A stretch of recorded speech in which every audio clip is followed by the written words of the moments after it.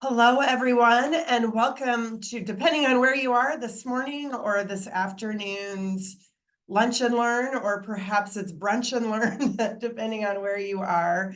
My name is Heidi Posada, and I'm joined today by Cesar Silva. And I'm going to start with some quick housekeeping before we roll into introductions and the rest of the adventure we're about to embark on for the next hour.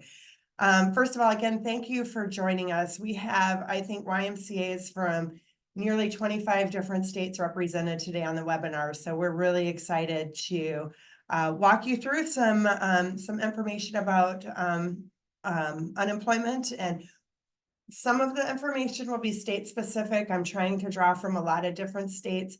If you're curious about your own state's information, feel free to reach out to us after the presentation and we can certainly share that with you.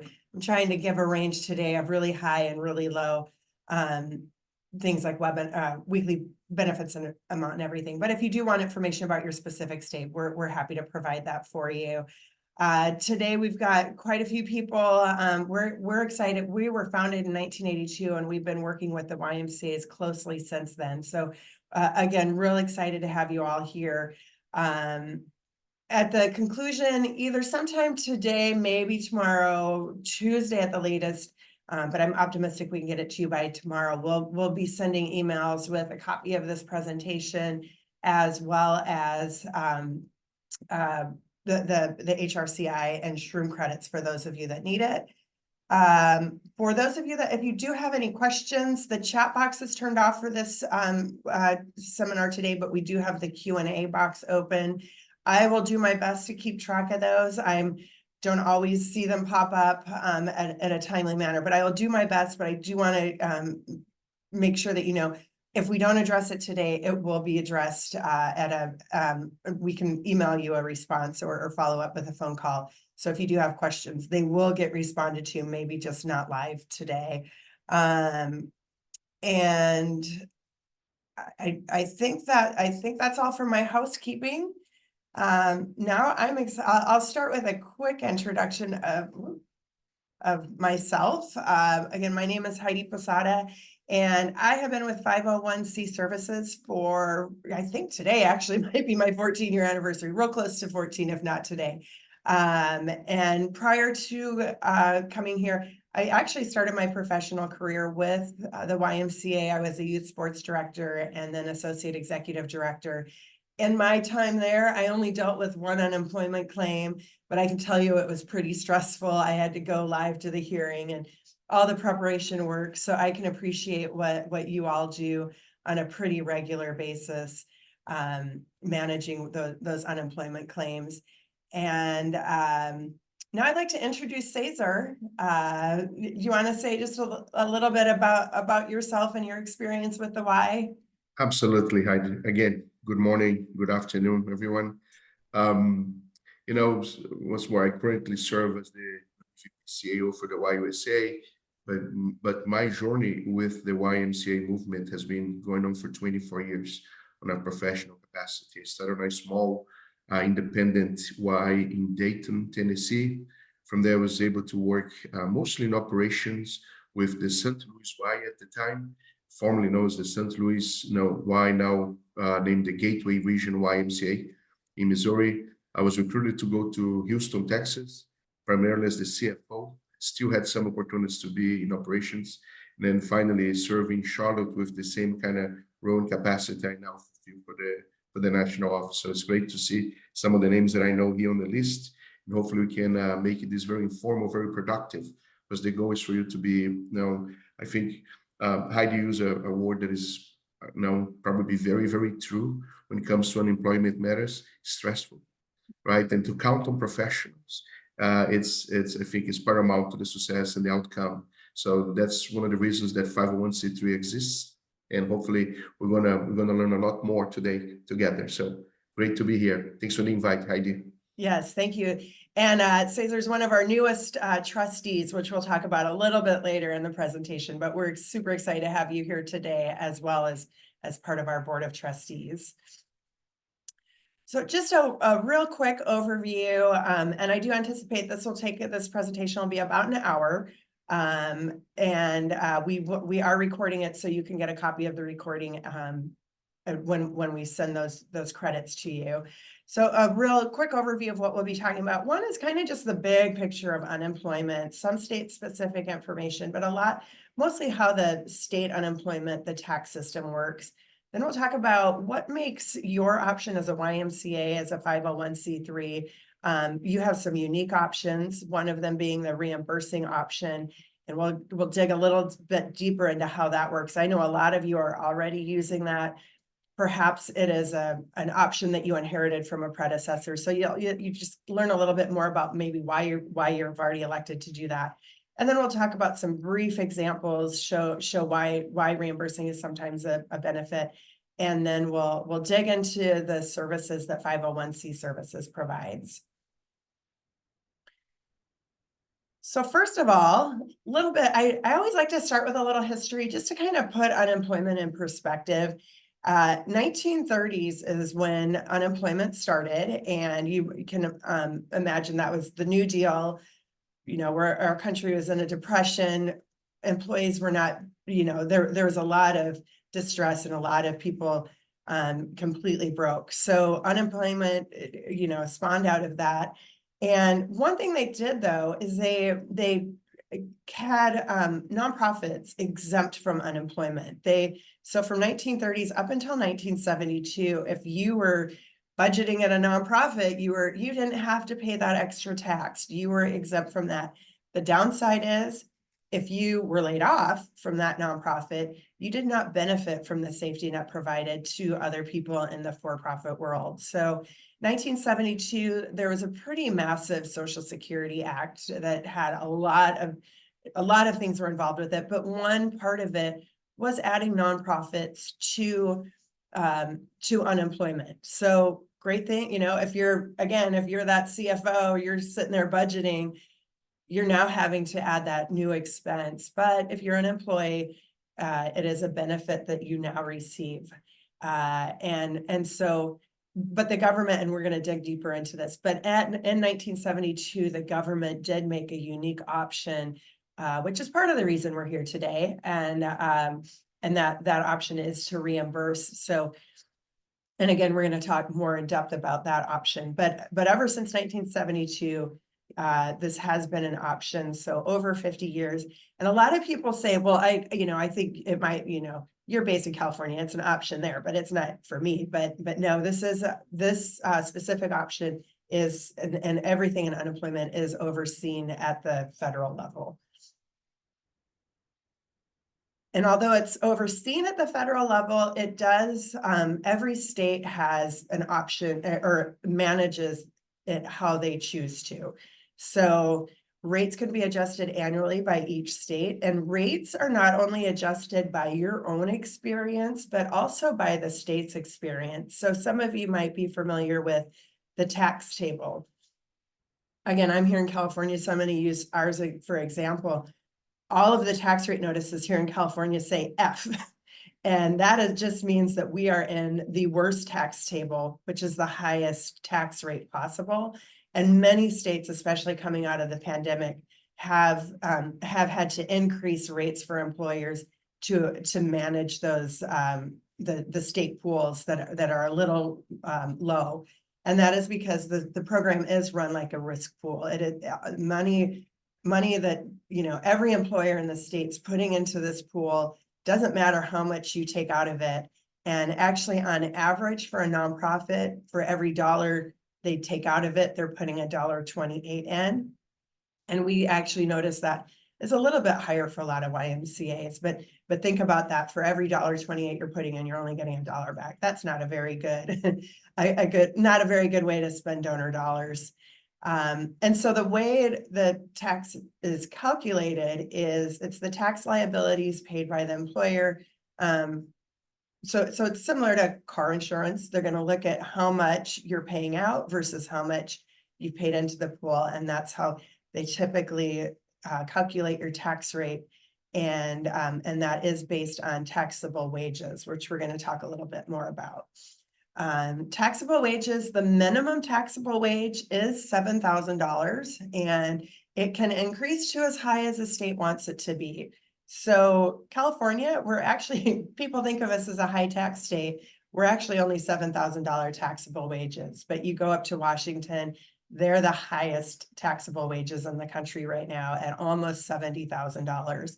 So I'm sure most of you are familiar with what taxable wages is. It's just that's the amount that's being taxed on the tax rate you get. So for instance, in Minnesota, the first $42,000 a person earns is taxed based on their tax rate. So hopefully you've had a time to look at this and find your state and see what your taxable wages are if you're not familiar with what it is currently. And just to note, especially since the pandemic, a lot of states have increased taxable wages as a way to increase what they're how they're filling their pools.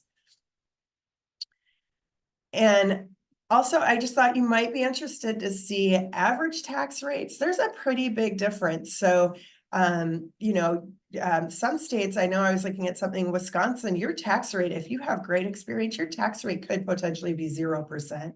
But here's just a glance at average tax rates. So if you look at Pennsylvania, kind of, even if you're really managing your claims tightly, you might still have a little bit higher tax rate, which means you're paying a bit more into that pool than some of these other states. So, but the tax rate, unlike taxable wages, which is something the state is setting, the good news is the tax rate is something that is controllable. You can manage your claims, you can audit your claims, you can protest claims, especially if it's for egregious offenses. I know a lot of us in the nonprofit world like to say, oh, we want them to have that safety net. And I totally understand that. But just be aware of the cost, whether you're reimbursing or paying taxes, how that can impact what you're paying out. So I've got a little quiz. I'm not doing a survey here or any contest, but you can think about this in your head as Alabama has the lowest weekly benefit amount, and they currently have, and part of the reason they're the lowest weekly benefit amount is because they only allow 20 weeks for someone to collect unemployment. Most states have 26 weeks. Alabama has elected to only do 20 weeks. So because of that, for a whole claim, duration of the claim, the person will only collect $5,500. So that's the lowest. There's other states. Florida has the same weekly benefit amount of $275, but they have a maximum weeks of 23 weeks. So that brings it up to almost 6,500. Other states with really low weekly benefit amounts: Louisiana, Mississippi, Missouri, and Tennessee. So Tennessee is the highest cost of that at 7,150. So those are the states with the lowest the lowest amount a person can collect, which means the liability, whether increasing your tax rate or increasing what you pay out, is likely to be a bit lower. Then we look at Massachusetts, which is our highest nationwide. And Massachusetts, a person can claim over $1,000 per week.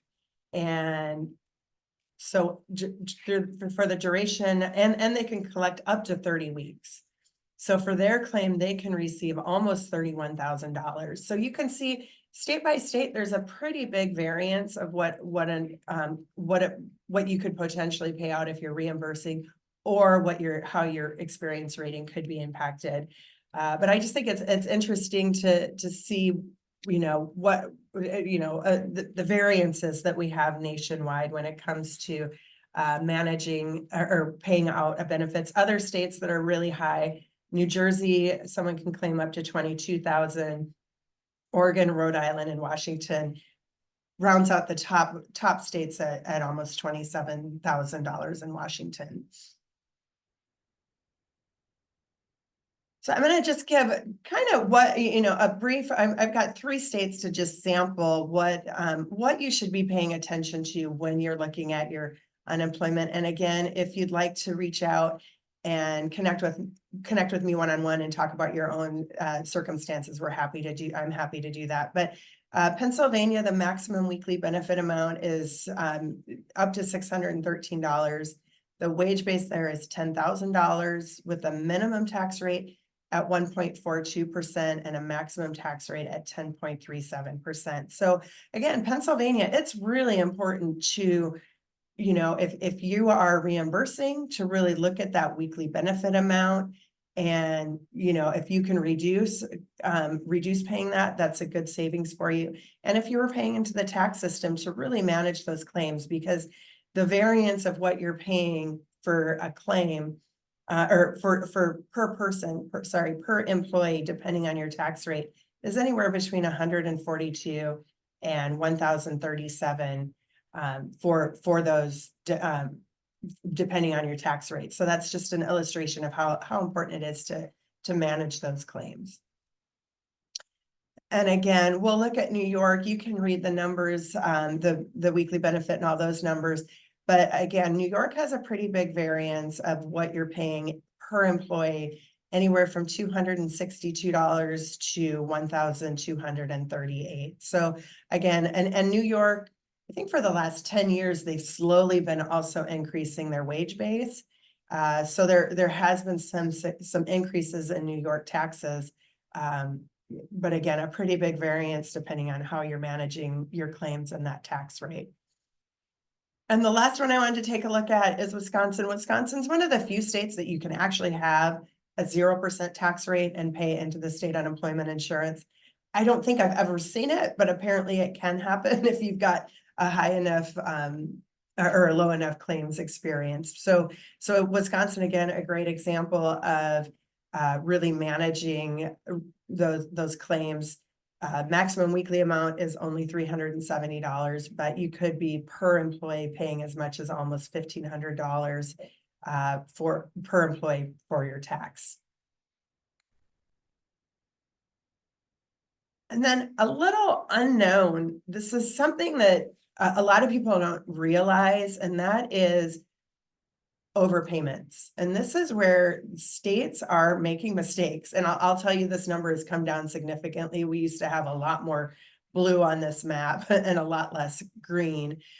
So states are doing better, but there is, and this is taken directly from the Department of Labor. This is how much mistakes the state is making out overpaying former employees for various reasons. Maybe, and I don't want to get into that, but I'll just say that there's, even less than 10%, if they're making a 10% error on a $10,000 weekly benefit or claim, that can cost your Y significantly if you're not paying attention to that. So if you're able to, we really recommend that you audit every claim and to make sure that you're not impacted by these overpayments.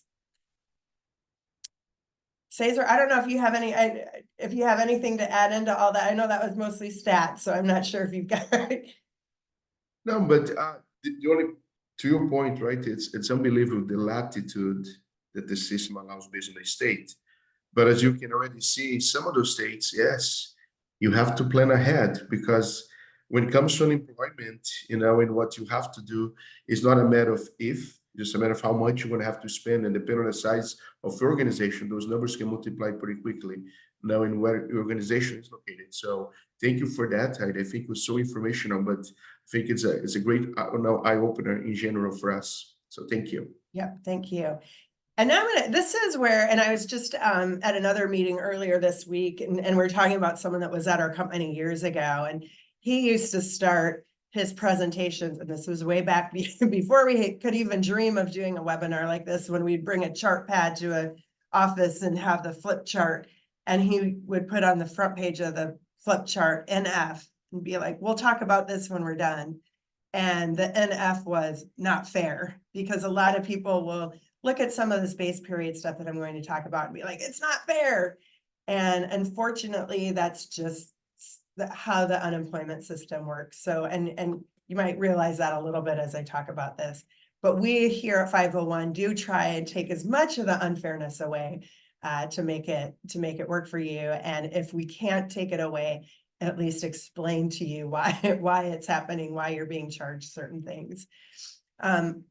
first of all, eligibility requirements, I think most people are familiar with this, but we always say the first, you must be ready and able to work.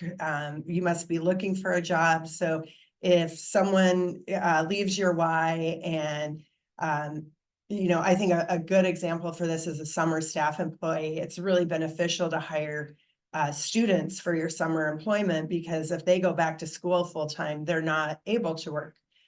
In theory, at least, unless they're superstars and can do it all. But in theory, when you hire high school or college students, when they go back to school, they're usually not eligible for unemployment. They also have to have enough wages to qualify for unemployment, and they also must be unemployed through no fault of their own. And we're going to talk a little bit about that, because sometimes there's a lot of gray areas in that no fault of your own. So one thing I just want to mention is there used to be no standards for responding to unemployment claims.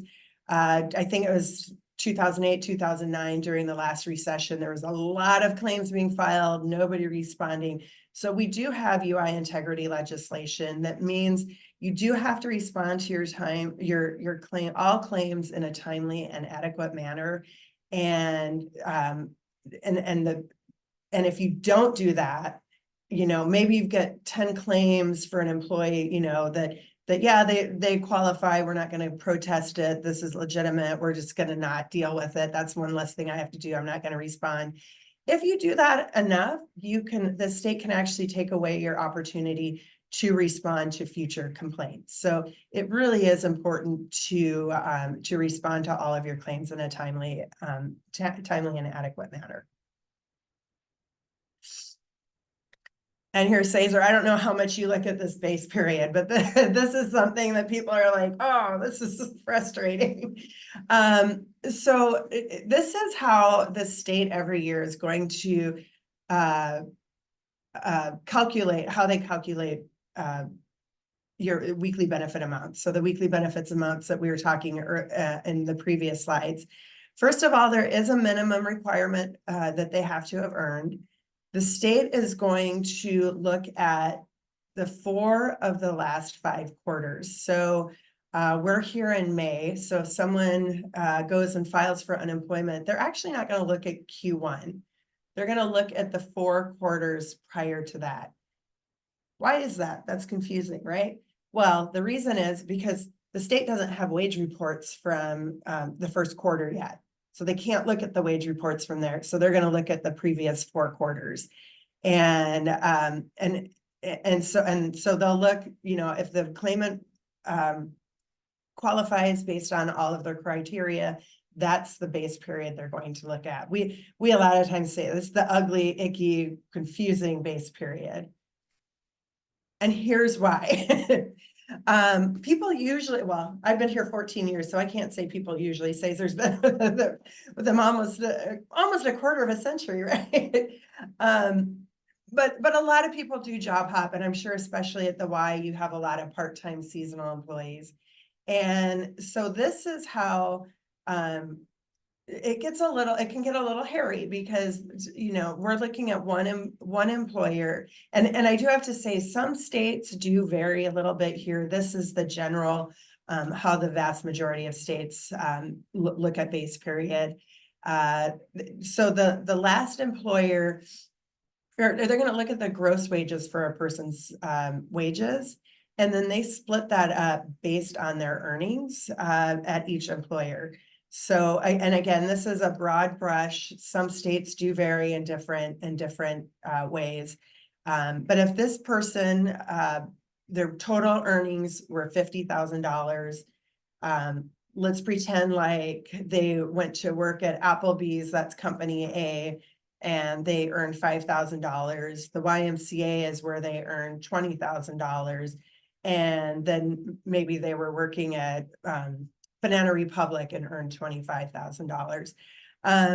The state's going to look at that base period, their earnings, and distribute that accordingly.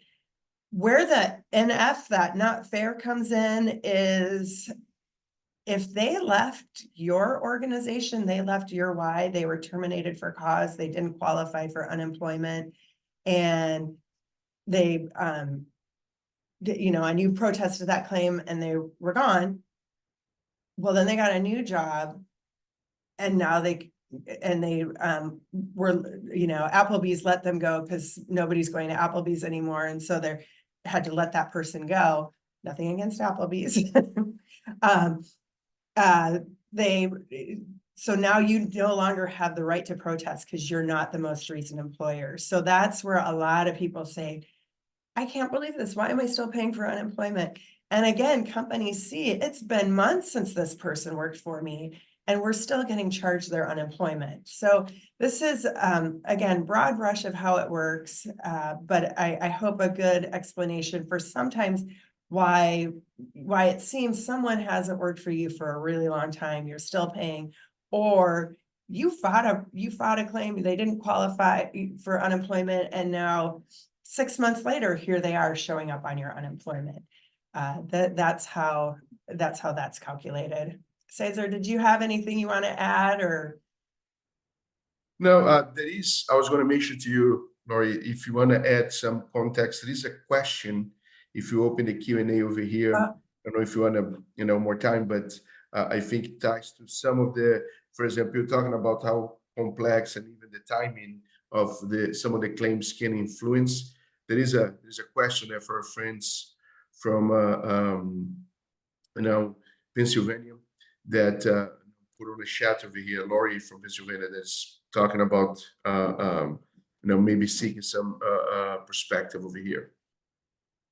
Yeah, and I'll tell you, Lori, I'm glad you shared that you're a PA, Pennsylvania, that you're in one state that actually can protest these, if you're company B or C, that relief of charges. There's a solvency fee that, and I know our members, we look at it each year for each of our Pennsylvania members and help them determine if it is worth paying. I know pandemic, it was really worth paying because I think in Pennsylvania, they waived all charges that were like company B, C type charges. They didn't have to pay any of that. You're lucky in Pennsylvania that you have that option. It's a unique option, and I don't think any other state offers an option like that. But again, we can dig deeper into that, Lori, if you want to connect after this presentation. So, but yeah, in most cases, you nailed it on the head. That's the not fair, super frustrating. I couldn't have teed that question up any better for this slide. And this is, I want to talk briefly about the types of separation. There's, and they kind of go in boxes, but then there's so much gray. So discharge is what we usually think of as a claim that's not going to qualify for unemployment. And then voluntary, it's a lot of gray areas why they left. And then lack of work, we assume will always qualify for unemployment. The discharge, this is where it can get kind of gray. And we have a couple examples, and Cesar might be able to think of some that maybe relate more to why. One example we have of a discharge, gross misconduct. So one of my coworkers used to work in the retail industry, and he talks about for security, they have a very strict rule. If you work in security at the mall, you are not allowed to, once a person leaves the store, you are not allowed to confront them, even if you know that they have a jacket full of your product. You're not allowed to. So there's this new security guard that just started. He sees someone leave the mall. He sees them, with his pocket full of stuff, and he's so excited. He's just amped up. He chases them down in the parking lot. Then he remembers the rule that you're not allowed to do that. He goes back in. He doesn't ever confront them. But the policy for the organization is absolutely no contact outside the store. So this employee was discharged. It was, in their view, misconduct. The adjudication said, this wasn't really, they did it in the heat of the moment. This wasn't really gross misconduct. And he ultimately wins that unemployment. But it's also good for this organization to stick to their guns and say, well, this is the rule. We'll pay out that unemployment, but this is the rule for our organization. So, but they're still going to collect unemployment. Another example I can think of, and then I'm going to see if Cesar has any examples, but another one is someone that's always late. And you've written them up, you're working an early morning childcare and they're always late. And it's really that's the most frustrating thing. People are waiting to drop off their kids and you're not in ratio because the second person's not there. And you need everyone there to be compliant, and they keep showing up 15, 20 minutes late. And you're on your last straw, you say, next time you're late, that's it. And that next time they're late, you fire them. You're done. You don't ask any questions, you fire them. And you find out that one time they were late, they were actually in a car accident and it was not their fault they were late. So they will actually qualify for unemployment because that one time was not their fault. So we always recommend have a conversation, find out why they were late, and if it is a reasonable excuse like that, they're going to be late again in a week and then discharge them after that next time.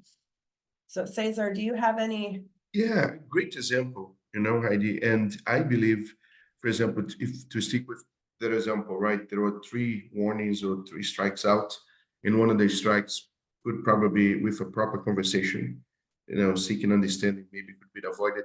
One of the examples I would give is many times when cases that I had, been somewhat involved or was working for the organization when that was happening. Unfortunately, for us, it had a lack of proper documentation, right? Oh no, we had a conversation, but that was not properly documented. Or I have warned this employee 3 times, but only once actually made it to the files in a format that could be, defendable. So I think for us at the Y, we believe it's very important that, we love work with people. That's what we do. We're in the business of building relationships. And some of these conversations, particularly for the young professionals, young managers that we have on our ranks, can be at times been a little soft, right? So I think, again, having the proper, the trainings and also having the proper documentation on how to, follow our policies and procedures, I think is paramount to the success, if end up going to be adjudicated. So that's the only plug I would put over there. Super, thank you. And another issue that I know comes up, and I brought up the summer employment. Temporary work does qualify for unemployment. I know a lot of people say, oh, we hired them for the 10 weeks of summer. They knew it was temporary. If they, after that temporary work, are ready and willing to work, they absolutely will qualify. And I'll just quickly go back here. This is where an interesting thing is, if they only work for you for 10 weeks, you're actually not going to be, since because of the base period, you might not get any charges on that first claim because they're not the most recent quarter. They only work that most recent quarter, so they have no wages. The downside is if it goes further back in the base period, you might get charged a year later, even though you didn't get charged when they first left. So if they find another job after leaving your temporary work. Okay, so now we've talked, most of this has focused on paying the tax rate. And I think the Y's many years ago went out and talked about reimbursing. So I know a lot of you are already reimbursing. So, but many of you potentially inherited the decision to reimburse. You might not know why you did it. You might not know why it's an option for you. So I'm going to talk a little bit about reimbursing itself and the benefits of doing that. First of all, again, we talked about the merit rated. I think we've discussed that pretty good in depth. A lot of times the merit rating is impacted by the economy. Most cases, they do a 3 to 4 year look back. So one really bad year of claims can impact your expenses for 3 to 4 years. So reimbursing, on the other hand, is you're only paying for your unemployment benefits. There's no additional tax. You're not impacted by, tax chart changes, tax rates, increases in taxable wages. It's only available to 501(c)(3)s, government entities, and American Indian tribes. And it's very seamless. I'll go to how it works. So we realize that most organizations do have a good savings. We recommend, and we can always help you analyze this option. You obviously have to be a 501(c)(3). A gross annual payroll of over $1 million is recommended, but it's not mandatory. And a positive audit over the last 3 years. Well, 3 years ago, and I know a lot of Ys especially were hit incredibly hard with the pandemic. A lot of the facilities had to close with pretty high layoffs, and we understand that. So we sometimes take that, factor in pandemic related claims when we do an analysis, or when you're thinking about switching from merit to reimbursing. But also, if you think, I think most Ys I've been talking to are more on a growth, adding staff, but we do want to make sure that you don't have any major disruption expected for the next 24 months. So what it means to reimburse, huge thing is your Y is no longer overpaying the state tax. You're, again, I said earlier, usually $1.28 for every dollar. You're paying $1.28 in for every dollar you get out. We know a pandemic has wonky numbers, but I know during the recession in 2008, that number went as high as over $2 paid in for every dollar an organization took out. So really an opportunity to save money.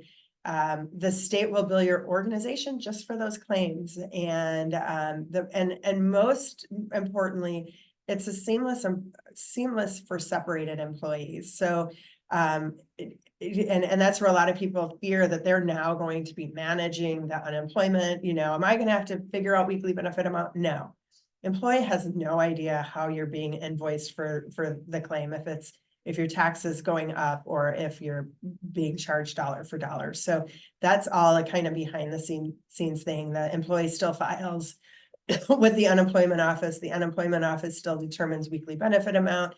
You still have to respond to that claim, but you also have the right to protest. Cesar, do you have any other comments you want to say about the benefits of reimbursing? I know YUSA has been doing it for years. That is correct. Again, I think it goes back to, how you are, probably stay ahead and setting the narrative on this as well. So I think that's one of the important things, to your point. But I believe this slide is so self-explanatory. The 4 bullet points I believe you have over there, it is so spot on. I do also know there might be a couple questions in the chat if you want to, with time over here, also answer particularly one on the seasonality of employment. So yeah, let's see. Lori's second question. My understanding is seasonal staff do qualify for unemployment if they are ready and able to work after the summer camp. Some states might differ, so I'm going to save that question and get back to you on a firm answer when I can talk to my in-house expert. The reason why we don't normally see seasonal staff receiving unemployment is because, or I should say summer camp staff, is my understanding is most of them are students, go back to school, and therefore are not ready and able to work another full-time job.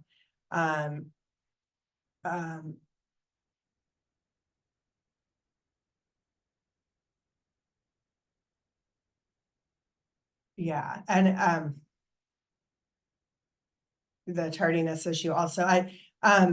It is, if you can make accommodations for employees, that's always good. If someone, and one thing about that I didn't address in this discharge slides is if you hire someone, and this kind of isn't really the tardiness, but if you hire someone and it just turns out they're not qualified for the job, maybe you have, gosh, I'm going to date myself. I was still at the Y. I think they were just phasing out George or whatever. So most people might not even know that, but maybe you hire someone and they just can't figure out the CRM that the Y is using. That's not any fault of their own, and so they would qualify for unemployment. It kind of goes, so you can make accommodations, you can train, but if they just never figure it out, they're going to qualify for unemployment. I'm sorry, I'm regressing a little bit, but so I'm going to go back to talking about reimbursing. Again, a huge benefit is it saves a lot of YMCA. It's a lot of money.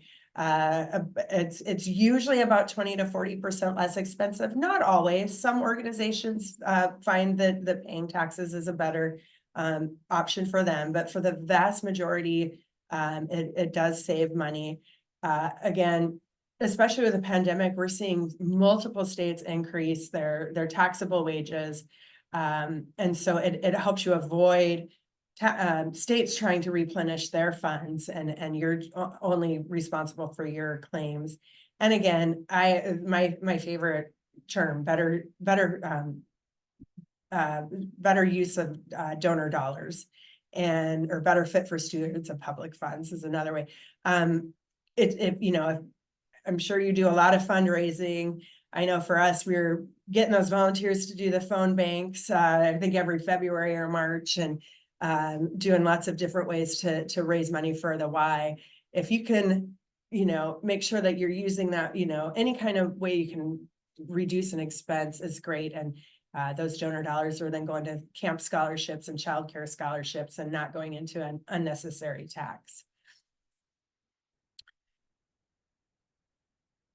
I think we've covered it, but Cesar, do you have anything else you want to throw in there? No, I think you explained it pretty well, so thank you. Yeah. And just real quick, these are some recent, again, I think I've covered how the taxes are calculated pretty thoroughly.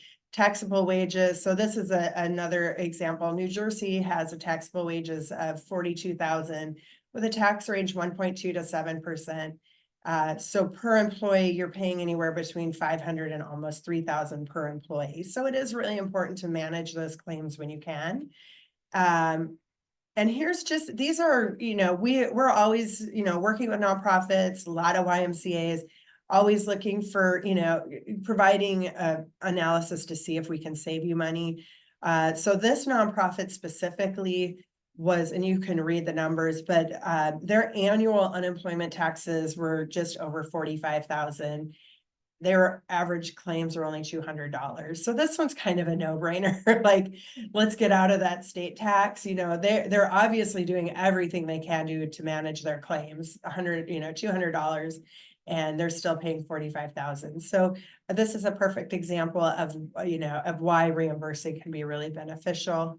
And then I'll do another real quick one. This one had average claims of 5,900, taxes of 2,400. This is more realistic what we see more often when we do this. Maybe not, maybe not as high as that previous slide, but still a great savings. Imagine $20,000 that you can bring back to your Y. It's a good help. How many scholarships is that for summer camp? It's a good benefit, good savings.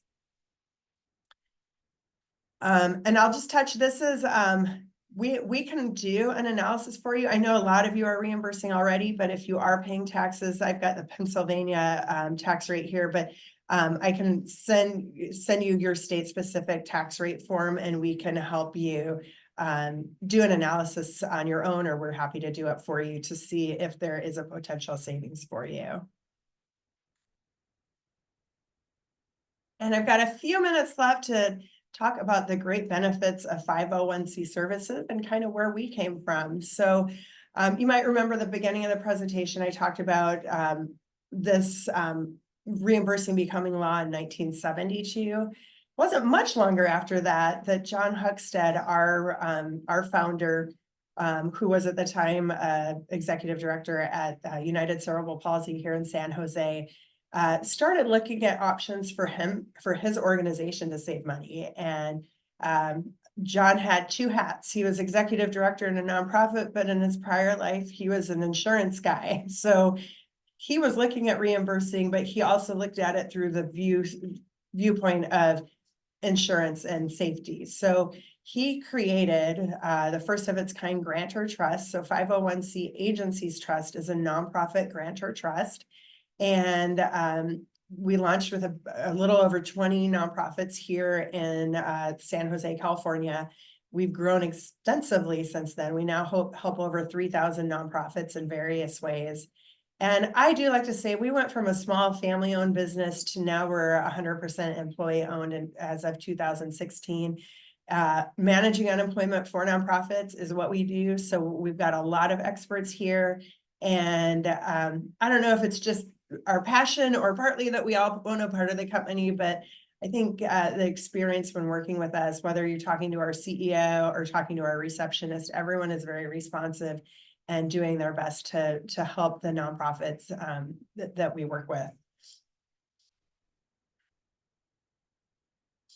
And so I'm going back to John and his, insurance background, his and nonprofit background. Claims management became a pretty big service that he thought, if my UCP becomes a reimbursing employer, I don't want to have to pay extra for claims. So the primary service that we offer is claims management. And we work with a company who also only does unemployment claims management. So you're getting a lot of expertise in the world of claims management. Cesar, do you want to say anything about your experience or YUSA's experience with the claims management? Oh, it's been vital for us. You guys are such good partners. Every case is, is basically unique and different, and being able to, in this case, partner with you all. It's a service that has helped us save, couldn't quantify now, but over the years, thousands and thousands of dollars. So super, thank you. Yeah, and I talked earlier about those overpayments that every state is making, and another area that probably doing it in-house would be hard, but we're able to audit every claim. So even if you're a Y that says, this person should not qualify, the gross negligence, they shouldn't qualify for unemployment, but you still don't want to protest it because you want them to have that safety net. We can still audit those claims to make sure you're at least being charged accurately. And it also goes back to those base periods. Sometimes the state will mix up that 50, 40, and 10, and they might overcharge you. And with the back end services that we have, we can prevent you from being a victim of overpaying those claims. We have an online portal called Shield for managing those claims, which can also help you make sure that you're compliant with the UI integrity laws. That Shield program, if you're the primary person in your office responding to claims, maybe unemployment isn't the top thing when you go on PTO. It's not the top thing you remember to delegate to someone. A claim comes across your desk, you haven't delegated it. Well, the good thing with having this program is it's going to escalate it after a few days. So your manager will, or whoever you escalate it to, has the opportunity to respond to that. So a lot of great services. We also have unlimited access to hearing reps. So if you do decide to protest something, you have a lot of support leading up to the hearing as well as at the hearing to manage that and hopefully increase your chance at winning a claim. On average, we win about 85 to 90%, depending on the state of the claims we protest. And I just last week was in Washington, and someone said, we reimburse, but I don't know if it's the right option because Washington gives stuff to everyone. And I said, well, funny you say that. We have about an 85% win rate in Washington. So you can win. And Cesar, have you had an opportunity to use or experience our HR services? I have not, but our team has, obviously, not myself personally in this case. But again, the reports I receive are always very positive. So keep it up. Yeah, thank you. Yeah, we what I think makes our HR services unique is we have a pretty small team that's able to respond to we call it HR consultation.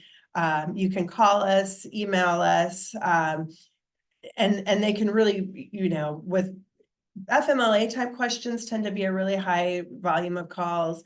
I've been out working with a lot of nonprofits lately. I understand that the Department of Labor might have some new overtime laws coming again, the ones that were stopped 3 days before they were supposed to be implemented a few years ago. But with that, the HR services can really, it's, whether it's a really small question that you just want a second opinion on, or maybe it's a huge disciplinary issue. We had one several years ago that one of our nonprofit organizations that works with youth had a counselor come in dressed only in bubble wrap, and they called our office and said, what do I do? How do I handle this? What's the appropriate response? So really, it doesn't have to be just unemployment related questions, though. Just a number of resources. We also offer trainings through our HR services. And before we started, I was telling Cesar one of my favorite memories of the Y, not, the people and the people that work for the Y are so fantastic. I also felt like it was such a great place for me to launch my professional career with all of the trainings. I had fiscal management, supervision. I went to the program school. Anyway, I think they offer great trainings. I think the trainings you get through us can really complement what your supervisors and other staff are getting through the YMCA. So some great opportunities to expand your learning. Some of them are specific HR related trainings that we offer. This is kind of an example of one of our trainings that is for everyone, not our members, but we offer about 60 to 70 different opportunities throughout the year, and that's no cost to our members. And our reemployment service, I love this. I love that we do this. I Cesar again. I'll say what it is, and then I'll let you chime in if you'd like. We started this probably about 5-6 years ago with the understanding, again, looking back at those weekly benefit amounts that I talked about, some of them are pretty high. And, even in Alabama where it's only $275, you don't want to pay that if someone you'd rather have the person working. So I know it's always hard when we have to let someone go. We give the opportunity for you to give them an outplacement package. So, and that can include one-on-one coaching, resume writing, personality assessments. We have some really great stories of people finding a whole new career that might be better suited for that person. Maybe they were just in the wrong job, wrong career path. They use these services. So those are great stories that we love to hear. Also, if you can save, Massachusetts over $1,000 a week, if this reemployment service helps them find a job 2, 3, 4 weeks faster than they would have without it, that's saving your Y money as well. Cesar, right? Yeah, I think the story is pretty simple, right? Sometimes it was not that anybody's fault. It was just not a good match from an organization to an employee and vice versa. And if we can, again, part of our services, we take care of our own. And once more, if we can help the person find that happy medium, there, a place that maybe his or her level of contribution might be more fulfilling and keeps us from, to your point of that unemployment, everybody wins. So it is one of the greater benefits. I know you also want to talk about protection. It's another area that we truly see the benefits at the YMCA. Super. And I do have a question about the cost of vendors. Sorry, I'm going back to one of the questions here. We do have there are different costs for different vendors. So we can certainly talk about if you're getting the best bang for your buck, if you're currently using a third-party administrator there, and if that third-party administrator is the right one for you. And the question about unemployed at no fault of your own, I see a lot of determinations on claims saying employee quit with good cause, so they are eligible for unemployment. This doesn't make sense or agree with other guidelines. Cesar, do you have it? I can try and talk to my in-house staff, but you might have, it might, yeah, if you have anything. Yeah, I think in order to, I probably need to also talk to our team. Yeah, for more okay. details. Okay, so Timothy, we'll be sure to get back to you. What you're asking about, it might just fall under that not fair. The system really is in place to help employees, sometimes they leave, they relocate and that was their choice, but sometimes that when they relocate, they can still qualify for unemployment. So there's a lot of things that seem like it should be black and white, but aren't necessarily. But I'll get someone to address your question specifically after this call. And going back to the services we provide, protection, this is another area where John was very passionate about making sure that that I'm going to talk about both these at the same time, because I think the savings kind of comes first, is making sure that nonprofits that use us are protected from basically. I think you all understand that unemployment is highs and lows. You might have one year that, maybe you're going through a transition and 3 or 4 full-time staff are let go. So you have much higher unemployment that year. So that's where our savings comes in. We have a 501c agencies trust, and that is a trust reserve account dedicated for managing your unemployment. And then we also offer another layer of protection, which is for catastrophic claims. Maybe you're in a Y association that has multiple branches and you have to close down a whole branch for some reason. You have pretty high unemployment because of that. We do offer stop loss protection to help you in that case. And do you have anything else, Cesar, to add about our trust or? Again, it's been a great experience. I know we have benefited and continue to benefit from the partnership.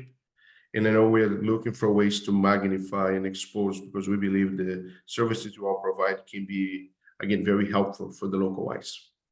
Okay, yeah, super. And one thing about the savings that does come with, it is your own account and you do benefit from investment returns. So our 10-year average is about 4%. That's because we had one bad year.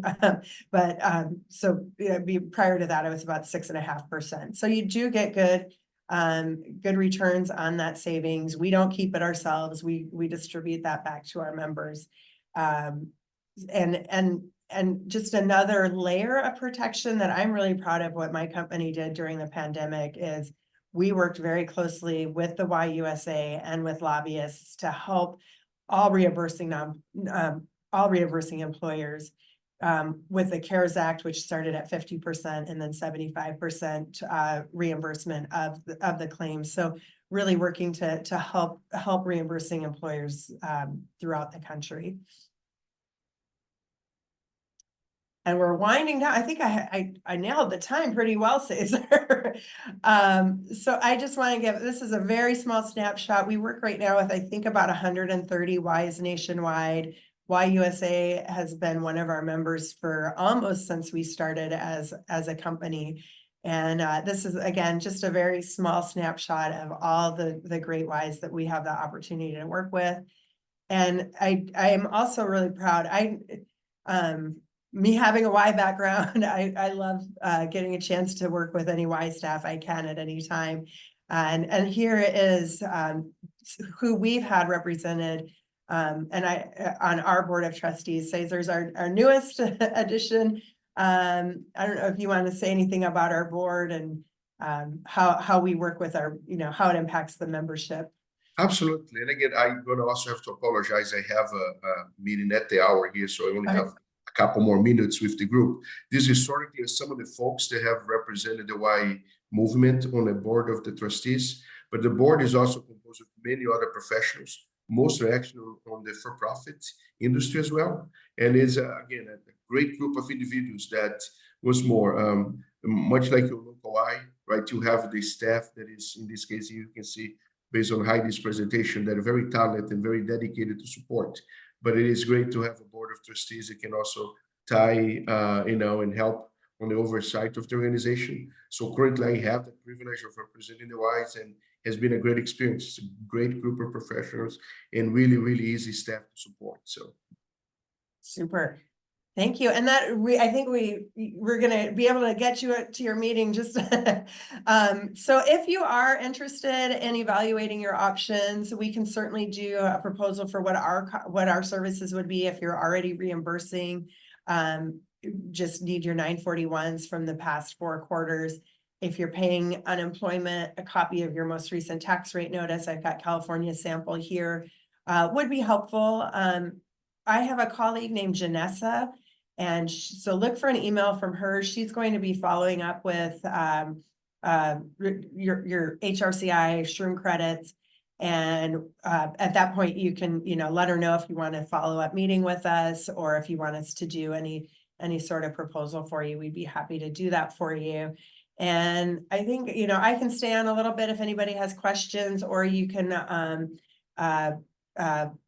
reach out via Janessa when she thinks. Thank you, Cesar. Thank you so much for joining us. Of course, take care, everyone. Yeah, thank you. So I'll stay on for another minute or so and see if anybody chimes in with questions. Otherwise, like I said, you'll be getting an email from Janessa, and she can coordinate the Q&A that way.